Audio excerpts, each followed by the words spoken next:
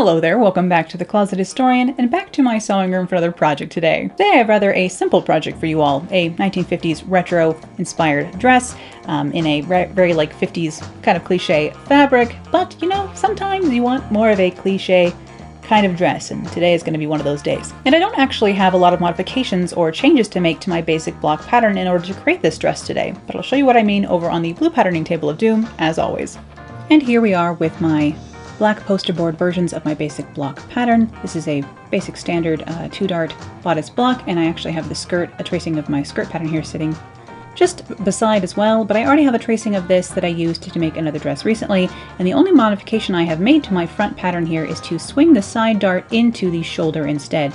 So I closed the dart in the side and opened up that same fullness up into the shoulder. To do so, you just draw a straight line down from wherever you want the shoulder dart to the apex, and then from the apex out to the dart legs in the side, close the side dart, open it in the shoulder. You've seen me do a lot of slashing and spreading of darts like this before here on the channel, if you've been here at all before, basically. But I'm just drawing in my new dart legs there, so I can have my dart in the shoulder as opposed to in the side. So I still have a 2-dart bodice going on here, but I just moved one of the darts. And that is because I want to do this dart as an external dart today, so you'll see that. Essentially there's no change in how anything is done, except for that I just sew the dart on the outside of the fashion fabric as opposed to on the inside. It's just a very small detail, especially in the printed fabric we'll be using today. It will get lost very quickly, but if you were to use a solid color fabric, it would be more noticeable, I suppose. And here I'm thinking about changing the neckline of this bodice. I'm thinking, let's go for a little bit wider, low sort of oval neckline. That way I can wear necklaces with this dress. But you'll watch me change this. You'll watch me trace it to see what it will look like, and then decide something else. So here I am changing the neckline to have a wider kind of oval neckline. Not a true boat neck or anything, but I was thinking, here, let me trace this and see what it would look like. So I grab a square piece of paper, and I just trace the neckline I just drew and change this to, and then I will mirror the pattern piece along the center line, draw the other side. Of course, this is very hard to see on camera, but I'm just checking to see if I like the shape of this neckline when it's in full, essentially. And really I'm looking here to think, do I have enough room to wear necklaces with this? And then I was just thinking, you know, this isn't going to be as flattering on me as I just prefer other necklines, and do you know what? I'm going to change it back. That's right, I just changed this from a high V neckline and to this open kind of curved neckline, and I'm going to go ahead and change it right back. So here I am, changing it on my sketch even. Not that there's any reason to do so, but you know, oh well.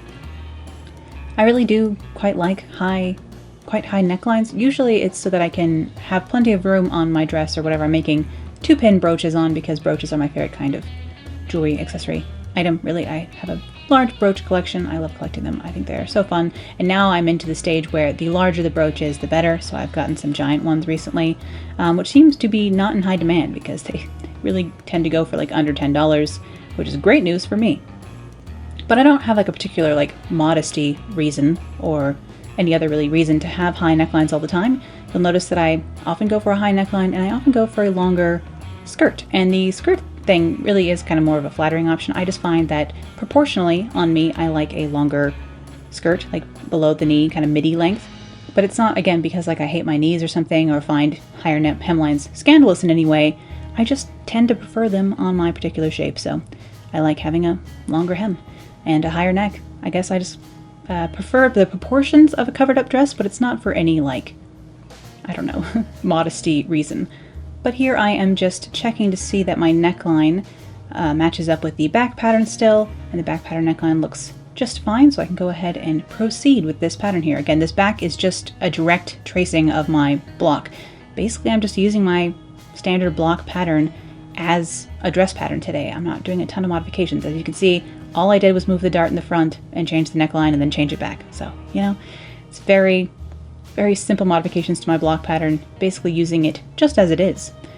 So here is my fabric for today. This is a medium weight stretch denim from moodfabrics.com, shocking.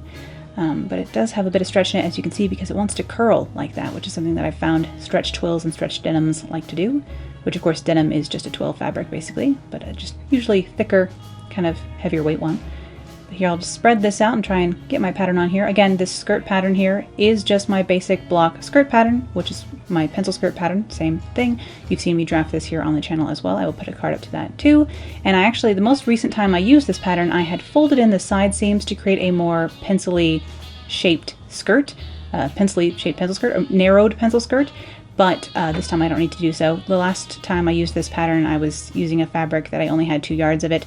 And in order to fit the skirt pattern on there, I had to get really creative. And I ended up narrowing my skirt in order to fit my pattern onto my fabric. But this time I don't have to do that. I have plenty of fabric, so I can go ahead and cut my skirt out straight, as I tend to do. But if you ever wanted to have your pencil skirts narrowed in, that's all you have to do is really just angle down from the hips to the hem along both side seams of the front and back. So that's how you can narrow a pencil skirt if you should so desire. But here in this leopard print, I actually am kind of making a conscious effort to try and make things a little, like, I don't know, I guess less traditionally sexy, in the sense that I don't want my skirt narrowed. I want to keep it straight across, and I do a little bit of a looser sleeve on this. I just use my standard sleeve block, by the way, which again, I have a video here on the channel showing how I draft the standard sleeve. I'm just going to use my standard sleeve and then crop it to 3/4 length. And I'm actually using a version that doesn't even have the elbow dart, so it's a little bit roomier, the sleeve even. So in order to keep things kind of, I don't know, classic in this leopard print still, and not too, like, I guess, pin-up-y, I'm not going to narrow the skirt at all, and I will keep the fit of this on the looser side, I suppose. I do wish this dress had come out a little bit tighter. I think I was being a little too cautious, but that's all right. You will see what I mean in the end. And here I am just drafting a quick facing pattern. Again, sorry I'm doing this all in pencil today, but this is kind of, I wanted to show more of how I use my patterns and how I would make a quick dress if I found, let's say, a, leopard print denim on sale and picked up a few yards. This is kind of how I would throw a dress together just for fun, just for me. But this time I decided to turn the camera on and document it for all of you as well. So here I am just using my patterns how I would the most naturally. Sometimes I get questions, people asking, do I make a new pattern every time or do I save my paper patterns? And the answer is yes, I do. And so this pattern, for example, I used to make another dress, this tracing, the current copy I'm using here, and I will go ahead and use it to make this dress as well, and I'll keep it, and I'll usually just pin them up to my corkboard down here and use patterns again and again and make small modifications, like, again, changing the neckline or eventually maybe changing the way the darts are, depending on the dress. But I don't make a lot of dramatic changes to my patterns. Usually I use them quite close to how they are in their natural state, basically, because I know what I like to sew and I know what I like to wear, so I don't do a lot of different things going on all the time here in my sewing room. Actually, having this channel pushes me to try new things. That is kind of nice. But today, it's all back to basics. But here I am, I'm pinning the center front here along the fold of this. I will pin the center front skirt along the fold as well, figuring out how to fit my facing pieces in here, just pinning all this to this denim so I can cut all of this out. And luckily I did have a little bit left over so that I could cut out enough to make a belt for this dress as well. I just cut a couple of straight grain pieces for that because of course this stretch here is going across the fabric and I don't want the belt to stretch, so I want to cut it along the straight grain so that it stretches less, I suppose, if that makes sense. But I can go ahead and just cut all this out. Sorry I didn't show you the sleeve pattern much there, but again, it's just my standard sleeve that I have shown how to draft here on the channel, but then just made 3/4 sleeve length. So just I measured from the top of my shoulder to a little bit past my elbow, and that's how long I wanted my sleeve for this. Of course, remember to add in a little bit of room for seam allowance when doing something like that. But I wasn't being very precious about it. I don't really care if things come out a ½ inch longer or shorter than I originally planned in general, honestly. It's like when I also never expect fabric to be exactly the color I see on my monitor. Same sort of thing. I always just, any sort of like within 5% difference in life, I'm like, whatever, it's fine. I don't really mind. I guess I'm particular about some things, but not about, let's say, fabric or the fine intricacies of fit when it comes to sewing. Hence why I'm not a tailor for other people, because if I ever mess up a little bit, it's only me who ever has to know or live with the consequences, not other people. Sewing for other people is a different ball game altogether, and it is something I have done before. In fact, I once made like 40 pencil skirts. Cutting this fabric was hurting my hand. You can see me waving my hand around there. It's because cutting through this fabric, because it's a thicker denim, was hard and it was hurting my muscles of my hand. But I was commissioned to make like 40 pencil skirts once for a boutique, and I learned that I don't like sewing production, so I won't be doing that. Although, I mean, I later did have a job in sewing production, but I was making very different things, not fitted garments like this. I was making stretch things, which were much easier to make. But making like darted, cut and sewn garments like this on a massive scale is not my favorite thing to do, it turned out. But, you know, I learned it the hard way, I suppose. I wouldn't mind having to do it if I like had to, but I prefer making one-off things, I suppose. And here I am just taking some of the scrap fabric again along with straight grain and just cutting pieces. I think I ended up making these like 4 inches wide, 3.5, something like that, just to be able to make a little belt to go with this dress. And eventually I keep sewing parts of this belt and then I forget about it and never finish it. So that's a shame. It's sitting here in my sewing room. I just finished it today, but I did not finish it in time for this video. I forgot about the belt entirely until I started editing this. So, oh well. But here I'm just trimming the pieces of fabric down. This belt ends up being about like 37 inches long or so, which my waist is 30-ish inches, 30 on a good day. So that would work just fine. Now I can start taking all my pins out and pinning things together and setting things next to my serger. Usually on a sleeve piece like this, I will put a pin on either side like this on the front half of my sleeve so I don't get confused later, because the sleeve cap, my sleeve cap, at least for my particular pattern, doesn't look that different on the front and back. So I put pins, and then here on these facing pieces you just saw, I put pins also towards the back as well, just so I don't get turned around. On pieces that look very similar, the shoulder and the center back look very similar or something like that, I will usually put a pin pointing towards the center back so I know what the heck I'm doing. But for some reason, for sleeves, I point them towards the center front. So I'm not a very consistent human. I mean, I do it the same way every time I do it, but not the same way for the front and the back for some reason. And here I am just marking my darts on the pencil skirt using my pattern, a colored pencil, and then some tailor's chalk here. I was trying to be good and use tailor's chalk for this project. I don't know why. Some days I just feel like using tailor's chalk. Some days I just grab a colored pencil. Kind of just depends. Just marking all my darts here. Of course, in the sewing that I do, at least in particular, because I do like kind of fitted hourglassy shaped mid-century style projects, most of the time I have a lot of darts to sew. So that is the case here for sure. So I have 2 darts for each back piece, for 4 darts across the back skirt, then 2 darts across the back of the bodice. So, and the skirts, 4 darts in the front of the skirt, and 4 darts for the front of the bodice. So lots of darts to sew. If you want to get into mid-century sewing projects, practice your darts, honestly, because there are going to be a lot of them.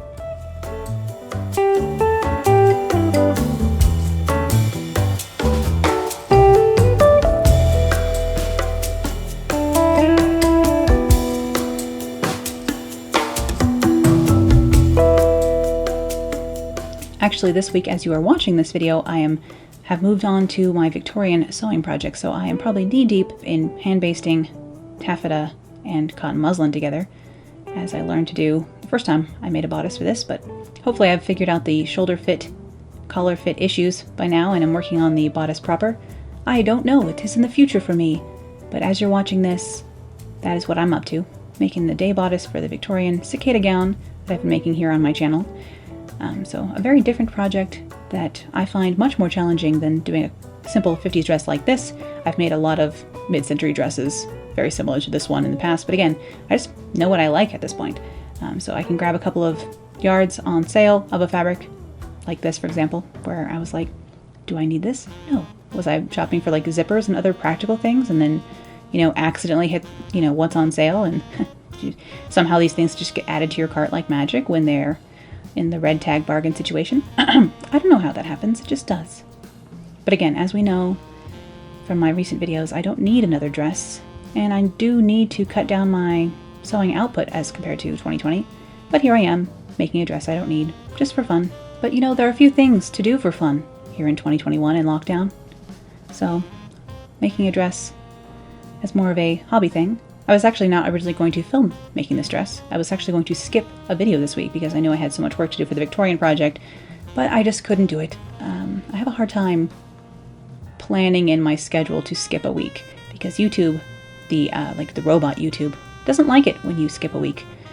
But sometimes, you know, sewing projects especially, take longer than a week to put together, but YouTube doesn't care. The algorithm, the robot, doesn't mind. It says, give me a video every week or else. So alas, here we are. I wanted to make this dress anyway, so I figured I would film it for all of you.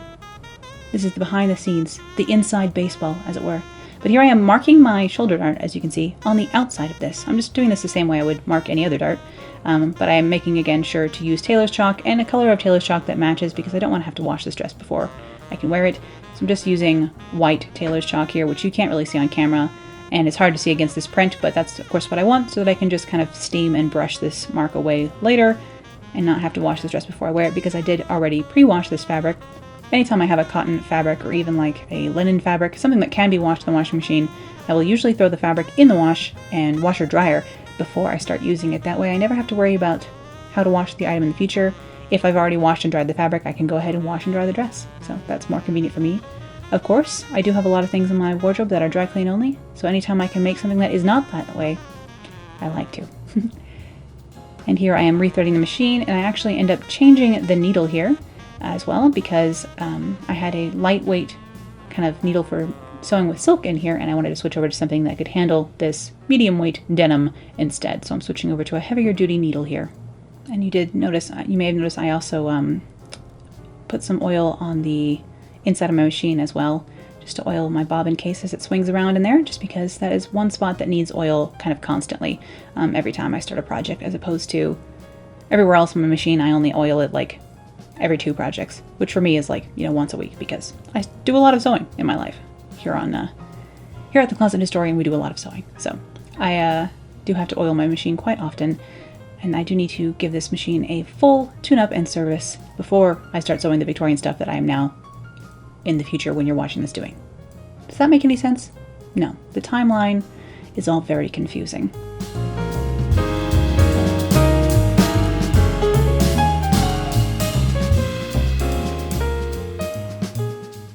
But here I am just sewing my darts on the outside here on the fashion fabric. And as usual, I will tie the end of my dart, but in order to do so, I will go ahead and thread the end of the ties here through a needle, like a regular sewing needle, and poke the ends of the thread through the end of the dart point, and then tie the dart off inside here, because I usually tie the ends of my darts, and I just want to, of course, do the same as always, but I want to do it on the inside. So I just moved those threads to the inside like so, and I will do the other one the same way. Of course, I like to tie off my darts. Some people like to do backstitch or other methods. I just learned to do it this way in fashion school and have done it ever since. Sew off the end of the fabric there, give myself some slack, and then thread those threads to the other side via this needle here, and tie them several times to create a knot big enough that I won't fear it will slide back through the fabric onto the correct side anytime soon. So again, I'm just going to tie the ends of my dart, as usual, just one extra step of threading them through to the wrong side like this. So now that my fancy darts, the darts that show have been sewn, I can go ahead and sew all the rest of my darts again. Like I said, there are many for this project, for this style of dress. So I have these other 2 to sew here on the center front, which are the waist darts that are not exposed. You can expose any dart like that I just did for this bodice, by the way. Again, it's more fun if you use, like, say, a contrast thread and a solid color fabric. Of course, in this print, that kind of thing does get quite lost, but, you know. And then I'll also sew the darts for my back pieces and then all of the darts for my skirt pieces as well while I'm here.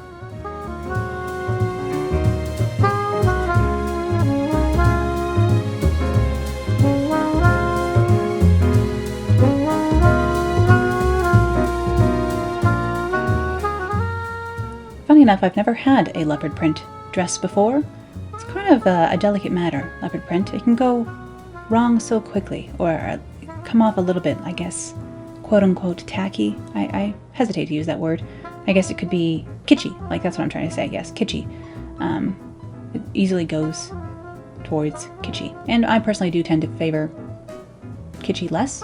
I don't even know if that's true.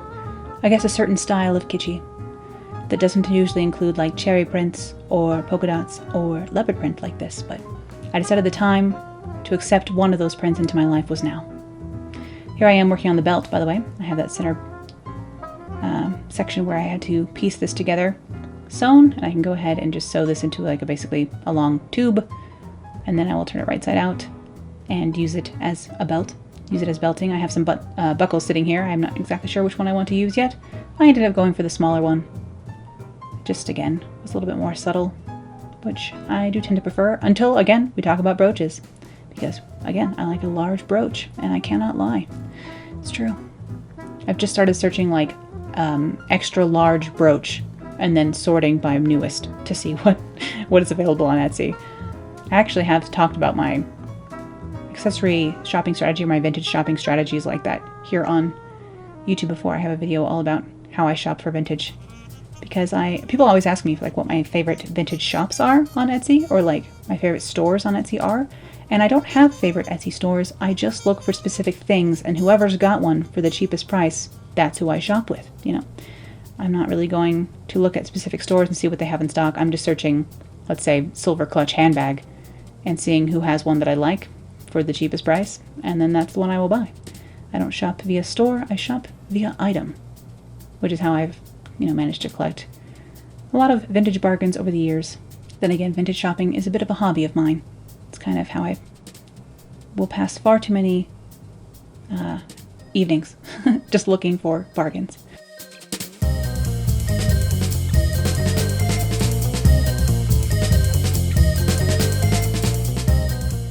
But just pressing all of my darts here now over on the ironing board, going through and pressing everything I just sewed basically, and then I will set these pieces over by my serger so I can serge the raw edges of everything. The only edges I will not serge or run through the serger real fast will be the neckline of the both facing piece and the bodice itself, just because they get sewn together and quite like encased within one another, so I don't feel the need to encase those raw edges. And of course something like this, a like tighter weave denim twill sort of fabric, it's not going to fray that much anyway, but just because I have the serger here, I might as well do the due diligence of it all and go ahead and encase these raw edges so that I never have to worry about them again, honestly. And again, especially if I'm going to be throwing this into the wash, I don't want to have raw edges that will come undone. Might as well give this garment some nice hardiness and longevity.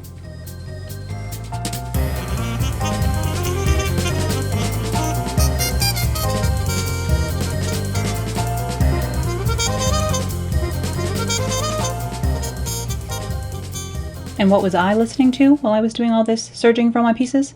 I was listening to my new vinyl record. It's a 2-record set of the seatbelts for the Cowboy Bebop soundtrack by the seatbelts.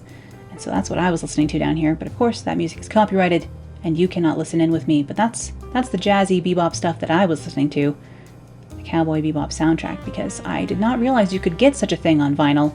And I saw on YouTube that someone was like made a YouTube video, someone who clearly doesn't care about copyright made a YouTube video of the recording. I was like, wait a minute, you can get Cowboy Bebop on freaking vinyl? And I immediately searched it out and had to have a copy because I'm a big nerd for Cowboy Bebop. And for those of you who don't know what that is, it is an anime. I don't like a ton of anime, but the like 4 or 5 that I do, I really like. So I would say that Cowboy Bebop is probably one of my favorite television programs, pieces of media that I've ever seen. And if you like bounty hunters in space with really good music, then I would give it a try, even if you've never seen it before. Both the original Japanese and the English dub are very good, so I've watched both several times. Do feel free to leave me your favorite anime recommendations in the comments below. My favorites are Cowboy Bebop, Samurai Champloo, Mushishi, and House of Five Leaves. Pretty much. Those are my big faves. Always looking for actually good stuff. There's a lot of, like any form of media, there's some good stuff and there's a lot of crud. You know, just like music and movies and any genre of thing. But now that my side seams for my bodice and for my skirt are pinned together and my shoulder seams are all pinned together and my side seams here for the neckline of my facing are all pinned together, I can go ahead and start sewing all this. Again, I like to work in batches, so I just pin all my side seams while I'm over on the ironing board, bring everything over here, and then sew everything together. So here are the shoulder seams of my facing sewn together. Set those back on the ironing board to press open. And then I have the belt here that I'm just going to sew into a tube.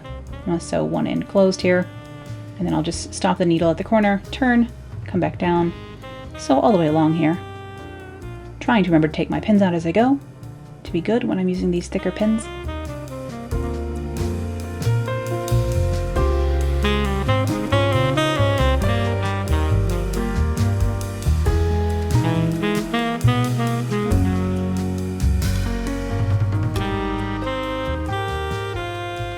ahead and clip those corners while I'm sitting here. That way I can go ahead and just turn that out once I get it back over to the ironing board, to the pressing station.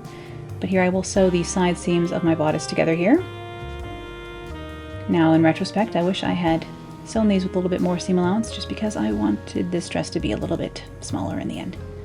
A fabric like this, like a thick stretch twill or denim, like will really, you can, make it a little bit smaller because the stretch inherent in it will then make it stretch to fit you. And it's kind of nice to have something a little bit smaller that'll like really hug you in. But, oh well, alas. Like everything I've made in the last couple of years, this came out a tiny bit big, but whatever. I'm so used to it by now. I finally, after making this dress, got frustrated enough to finally adjust my block patterns, and I took about 1/8 of an inch out of the fronts and back of both my all-in-one sleeve pattern and my regular block pattern because I'm tired of everything coming out a little bit too big.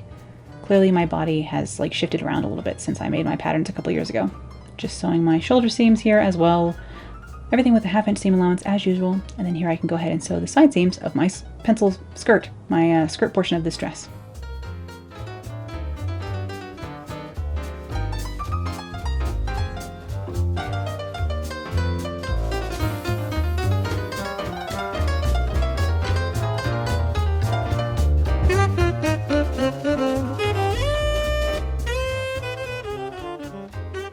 And then I do also have my sleeve underarm seam pinned here as well, so I'll go ahead and sew both of those while I'm here. Just sewing everything again in batches, so sew as much as I can, press as much as I can, sew as much as I can, press as much as I can, essentially. So here are my sleeves. I will go ahead and press open that seam allowance and then set those aside for now. And then here's my facing. I can, again, press open the seam allowance on this, give it a quick little steam. As you can see, the stretch denim wants to roll, which is a little bit annoying when you're sewing with it, but what are you gonna do? And here I'm working on the belt that I will eventually completely abandon. Silly me. It's because I was thinking this dress is gonna look so good with a patent leather belt and patent leather shoes, and so then I completely forgot about this matching belt that I was making. What a silly goose. But I finished it today. I put the buckle on, which you can see those buckles still sitting just right next to my pins in the top of the screen, but alas, in the end I forgot about them. But I will go ahead and give this belt a quick press here in the past.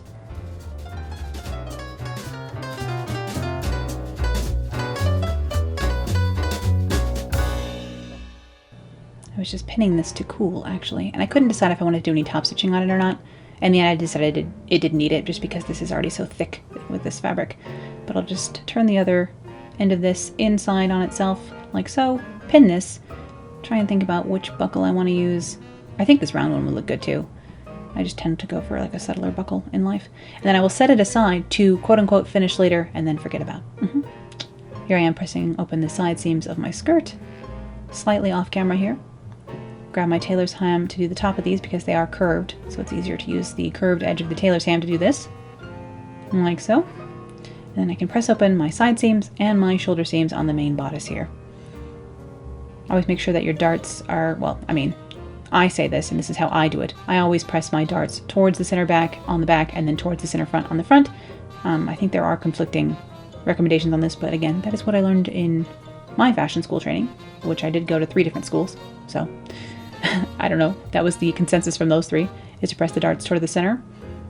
And here I'm just going to go ahead and attach the facing to the bodice here.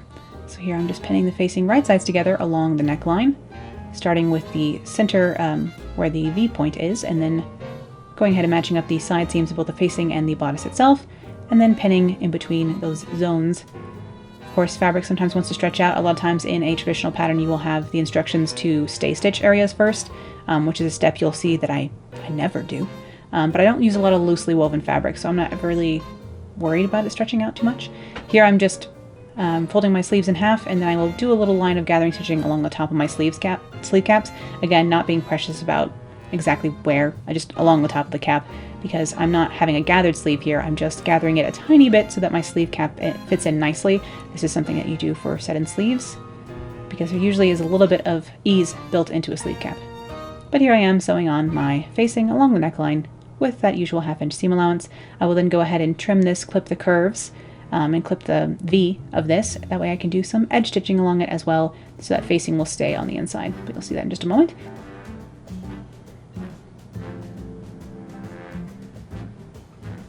Here again, I'm just throwing a line of basting stitching along the sleeve caps, like I said. And I will go ahead and actually hem these real fast as well while I'm here. leaving myself plenty of room on those. But here I'm just going to fold this about 5/8 of an inch inside like this, and I will just go ahead and stitch this by machine. Normally I would hand stitch something like this, but I think it was going to get lost in the print that it was machine stitched anyway, so I just went ahead and did it by machine.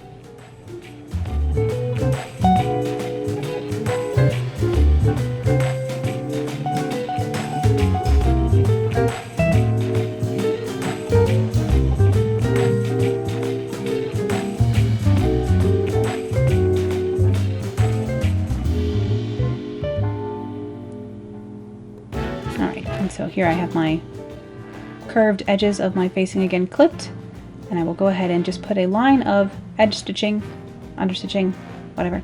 We know I use the terms interchangeably if you've been here before, again. And just stitch the seam allowance all down to the facing side of this. I'm just putting a line of stitching about 1/8 of an inch away from the original seam. That way all the seam allowance here gets sewn down to the facing side, and it helps the facing stay rolled down and stay tucked in when you go ahead and press the neckline. Here I didn't catch quite all of the seam allowance, so I wanted to start again. This is at the very center front V, so it's easy to get tripped up here. But again, I'm just putting that line of stitching in all the way along the facing so that it will stay rolled inside. Like so. Cut away my extra threads here. So up here, when I go ahead to go and press this, facing to the inside, it will roll very nicely and will stay in here. You will see I will pin it at the center front and at the shoulders, and then I will go ahead and put a few threads to tack that down later. I'll just basically tack this to the, throw a couple of stitches in here and tack this down to the seam allowance. That way, again, my facing stays inside where it's supposed to be. You don't often see me fully line things. I use facings like this quite a lot. So now the basic bodice of my garment here is finished, and I can go ahead and set in the sleeves here, because of course it's easier to put the sleeves into the bodice alone before you attach the skirt. So that is what I will go ahead and do. Again, just making sure I have the correct sleeve. You don't want to set the sleeves in backwards, hence why I leave that pin in the front, so I know, okay, this is the right sleeve, this is the left sleeve. And I will pin the center front of the sleeve, or the center of the sleeve cap, gather it down just a little bit. You just want to have a little tiny bit of, like, not even puff, but just curve up into the sleeve cap, so that it really just eases in to the garment itself. It just gives a nice curve over the top of the shoulder, like so. So I'll go ahead and just pin my sleeve into the arm side here so I can sew them in.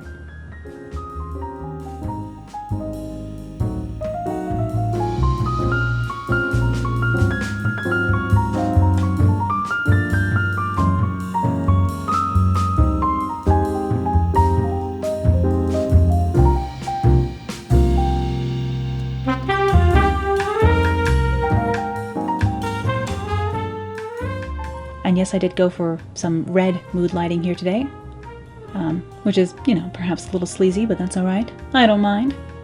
I do like me some colored lighting, Thank goodness for LEDs and and cheap color changing lights. Normally I have all my fun lights down here turned to rainbow when I'm not filming, by the way. But some of the colors in the rainbow because of the way LEDs work, don't interact well with the camera settings. And so it will create this flashing picture, so I can only use certain colors when I'm filming. So it's either green, blue, or red here when I have the camera on, unless I shoot in 60 frames per second, which is, again, getting very into the weeds of how cameras and LEDs frequencies work, which I don't want to have to think about too much either.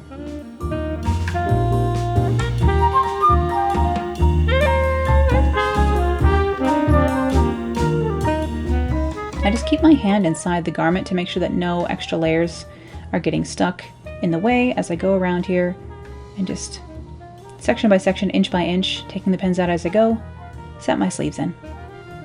Alright, so now that the bodice has its sleeves on, I can go ahead and sew the skirt and the bodice together. Again, I just pin the side seams to match up those seam allowances first along the side, and then fill in the middle and then the sides.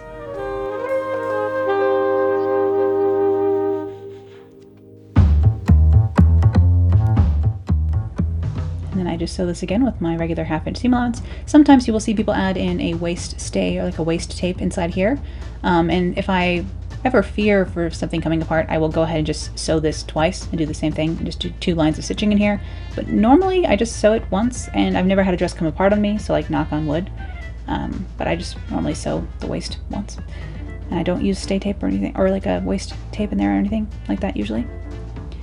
You know, living on the edge. Now normally I would sew the center back of my dress closed with a basting stitch and then use that as like press that into place and use that as a guide for putting my zipper in, but because this fabric was so thick and kind of resulted in like a canvasy, unwieldy dress, I just decided to go ahead and do this method instead, where I just go ahead and press the seam allowance that I'm after. Again, I have a lot more seam allowance built into my skirt pattern than I do my bodice pattern, so I'm just going ahead and making sure that it is correct all the way along here, and then I will sew this folded and pressed edge down to the first side of my zipper, basically. This is the right hand side of the back of my dress, I suppose. Again, don't make me do left and right. I get turned around real quickly. I never give directions for this reason, and I'm not the best driver, okay?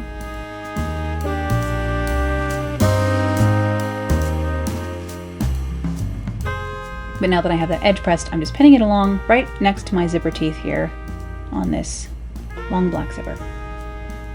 And I will switch over to a zipper foot over on the machine to be able to stitch this down. And I was thinking, is this zipper longer than usual? For some reason I was thinking that the zipper was 24 inches instead of 22, but all my black zippers were the same, so clearly I was just losing my mind this day. Oh, our heater has come back on.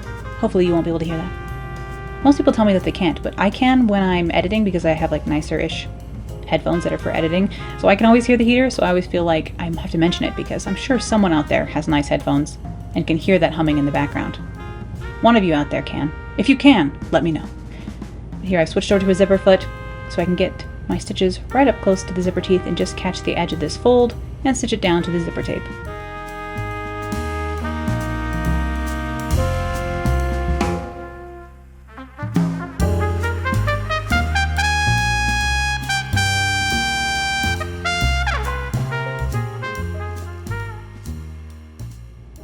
At the end here, I just move the zipper pull a little bit so I can get the last inch or so.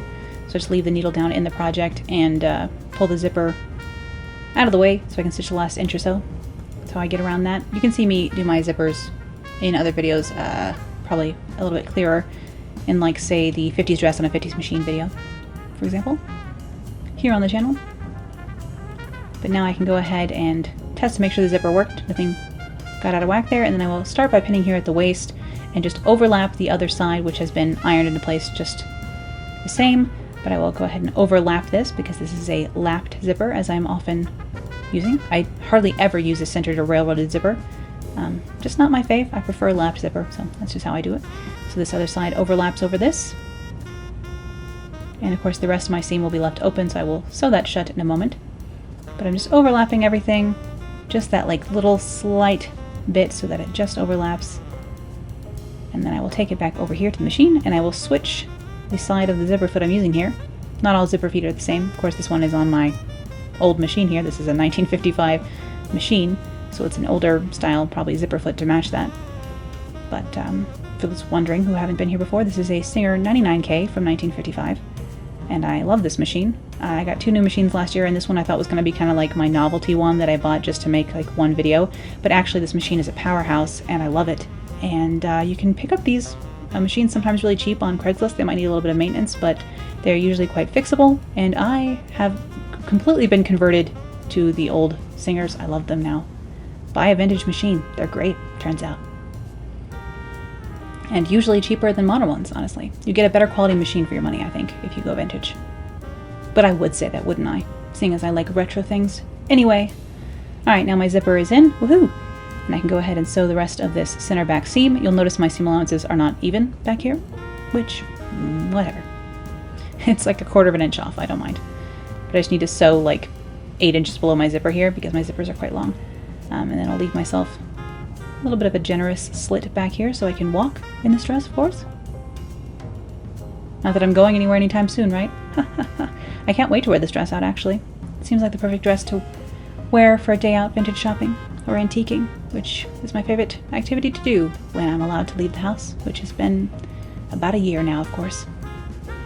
Here I'll just back stitch. And I'm going to stitch right up close to where the zipper is, but not all the way to the zipper tape. That way I can just leave myself a little bit of wiggle room there that I will just hand slip stitch shut right at the bottom of the zipper, just to make sure everything is completely smooth right there. And unfortunately I did not get that on camera, which I'm sorry about. I kind of finished this. I made this dress one evening, and then I finished like the little like finishing touches, like hemming it and tacking the facings down and stitching that last little bit of area at the end of the zipper tape. I did all that the next day, and I actually did it from bed. So I will include here a small few snippets of my cat Cleo, who supervised the actual hemming of this in the end.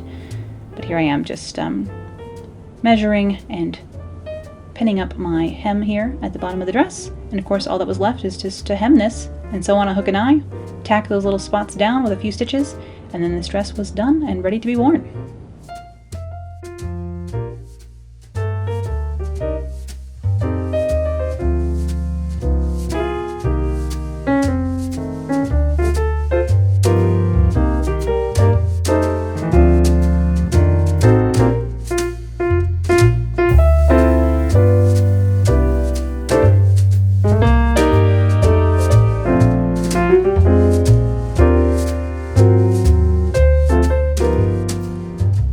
Here is my finished leopard print, lightweight denim 1950s inspired dress.